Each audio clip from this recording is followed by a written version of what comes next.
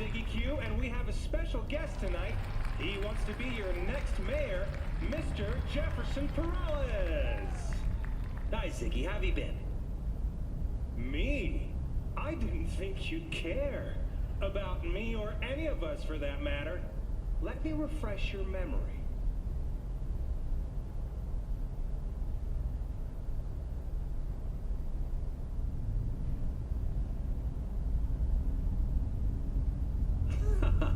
A classic Holt tactic. How do you mean? Well, that was taken out of context. I was responding to a question about my love for the city, and how I differ from your average CEO, whose only goal is a fatter paycheck. Nasty tricks are a substitute for Holt's lack of achievements, I suppose. But he claims both crime and unemployment have dropped under his watch. A 3% change, sure. But you know how? Holt changed the status of Pacifica into a sort of unincorporated area, meaning that the district's statistics no longer drag down those of the whole city.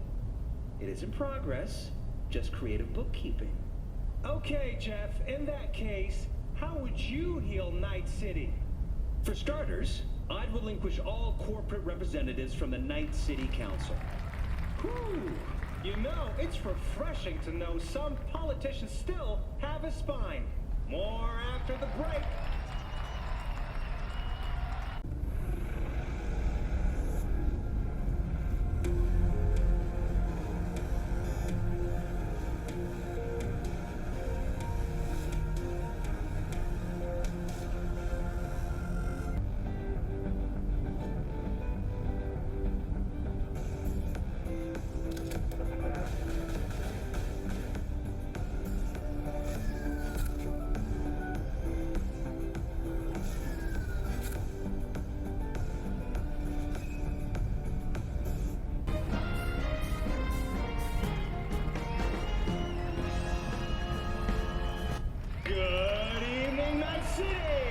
Joining us tonight is a doctor specializing in psychiatry and cybernetics. Spoiler alert, he's a smart guy. Please welcome Ivan Guerrero. I'm truly flattered, Mr. Q. Greetings to all in Night City. Am I right in saying you're a cyberpsychosis therapist? That's correct. So how are things in the Mac stack? Good one, Mr. Q. I actually work in the Oak Ridge Hospital. Well, you sure are a funny guy, Ivan. Let's go back to basics, shall we? Just what is cyberpsychosis? It's a spectrum of psychological disorders caused by cybernetic implantation. But look, I've got 7 implants myself, and I haven't completely lost my mind, though my ex-wife would probably disagree. Everyone has their own breaking point. Some patients get symptoms after their first implant. Others remain in perfect psychological health even after what we call a full-body conversion. Fascinating. So tell us, Doc, what causes cyberpsychosis? Well, it depends on a lot of things, but the most vulnerable are undoubtedly those who display antisocial tendencies.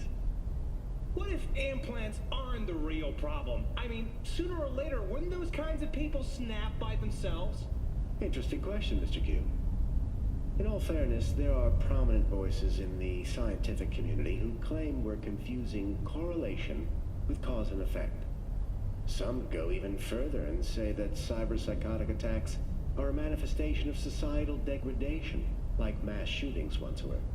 Only difference now is that people don't just have a gun. They've got implants to murder others. And what's your personal opinion, Ivan? I'd start by saying that there's an indisputable connection between cybernetification and psychological disorders. We've seen this with rats. When we replace 1/3 of their body with cybernetic equivalents, they become 5 times more likely to display psychotic tendencies than the control. Sheesh! Well, I just hope I don't meet any of those cyber rats on the subway. But, and I can't stress this enough, disorders are a product of one's cultural surroundings. They don't necessarily lead to violence. Well, now wait a sec. You're saying that cyberpsychos are violent because... Because our society is obsessed with violence. You could even say we glorify it. Fascinating. Now, Ivan, let's say I've got a few implants and I'm worried I'm starting to feel some symptoms. What should I do? Well, the good news is that a treatment exists, and so far it's effective. We call it BrainDance Neuro Reintegration. Over a few dozen sessions, we subject a patient's cortical nodes to intense stimuli, recovering positive attributes like obedience, docility, sociability. Just say it, Doc. You're giving them shots that... I beg your pardon? That's not what I said. You're putting words in my... Is that so? Well, our next guest, Joyce Wright, wants to give you a piece of her mind, about this so-called therapy. We're about to get mental, folks, right after this short break. Submerge yourself in orange wholesomeness. Tiancha, kumquat for the soul.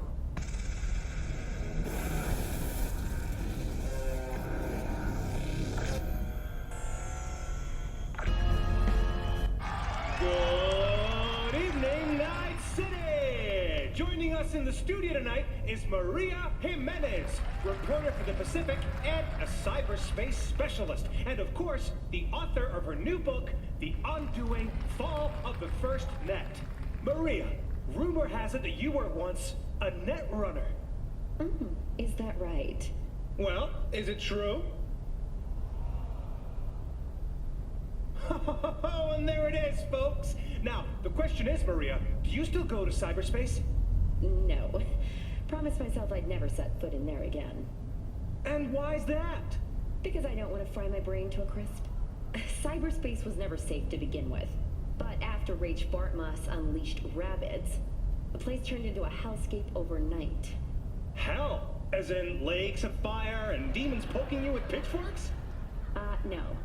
I'm talking about malware that can flatline you in a matter of nanoseconds. AIs that creep into your brain via your connection. Data vortexes that would make a sane person lose their mind. Sounds spooky, but someone must still be in there, right? Probably over-chipped corpos in cryosuits using up half the energy grid. Or just crazy people. Alright, but let's say I, Ziggy Q, jack myself into cyberspace. Your brain would implode. Literally. The internal pressure in your head would increase 3 times over. Without a dedicated... Let's forget about that for a sec. What would I see in those few nanoseconds before I flatline? All depends on you. Cyberspace is data flowing straight into your brain. It bypasses all of your normal senses. Sight, touch, hearing. You'd have to visualize it somehow. Otherwise, well, you know what happens. You'd see some clouds resonating, pixels falling in a drizzle. It's hard to describe. Fascinating. And just a tad disturbing. After all, this is cyberspace we're talking about. But us ordinary netizens, we don't have anything to worry about, right? I think you're gonna have to reread my book, Ziggy. That I will, Maria. And everyone else watching should do the same. Maria Jimenez's book, The Undoing Fall of the First Net, available tomorrow in stores near you. Thanks for being on the show with us, Maria. Well, Night City, our time's up. Till next time.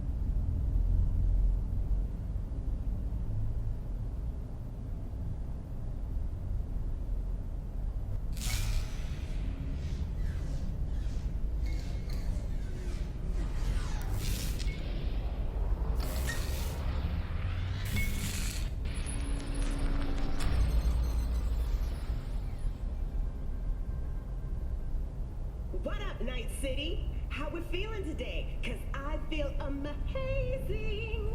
Why is that, you might ask? Well, it just so happens your girl just got a prototype of More Technology's latest beaut. The House Stock W forearms were originally designed for the military, but they've just been approved for general circulation. I had to wait for some nasty scars to heal before I fired these up for the first time, but when I did, we'll see for yourself. Here we go. Accept, blah, blah, blah. Okay, it's ready. You guys recording? Sweet. 3, 2, 1, go.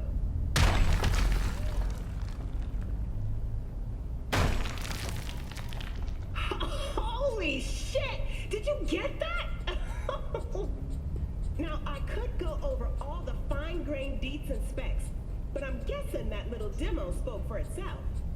One thing I will say, though, for an extra premium, Moore will throw in some red-hot incendiary and stun modules for the House Stock W. All this just shows that Moore Technologies' House Stock W implants are an excellent choice for security personnel, mercs, and of course, any ordinary night citizen struggling to get their pickled scotch jars open. And now the moment you've all been waiting for. That's right, a 5 out of 5. See you next time and keep on chipping in.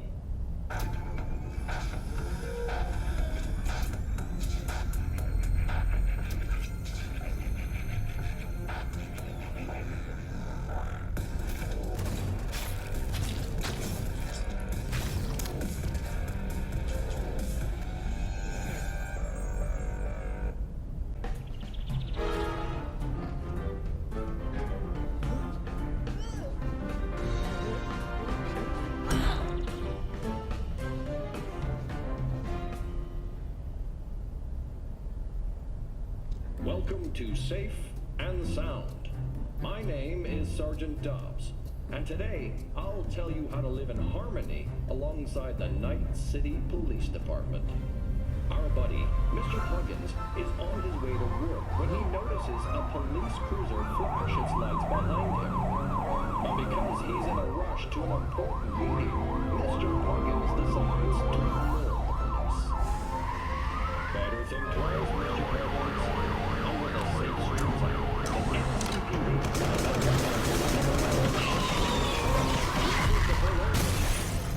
Let's give him another chance. This time, he promptly pulls to the side of the road and knows to turn off his engine, rest his head against the steering wheel, and place his paws behind his head. As the police officer approaches the vehicle, Mr. Puggins decides he'd like to ask why he's been stopped. Wrong again, Mr. Puggins. It's the police who ask the questions, not you. Remember, never speak or make eye contact with an NCPD officer unless told to do so. The officer tells Mr. Puggins to step out of the vehicle, but he only moves to stand next to the car.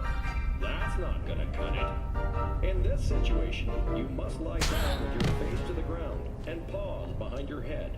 If you don't do this on your own, the officer will be forced to assist you. Excellent. The officer has finished his search, and everything appears to be in order. Mr. Puggins is free to carry on. But before hitting the road, don't forget to extend a small token of your appreciation for the police officer's service. Always follow this advice to enjoy a safe and problem-free relationship with your local law enforcement. That's all for this episode of Safe and Sound. Stay alive out there.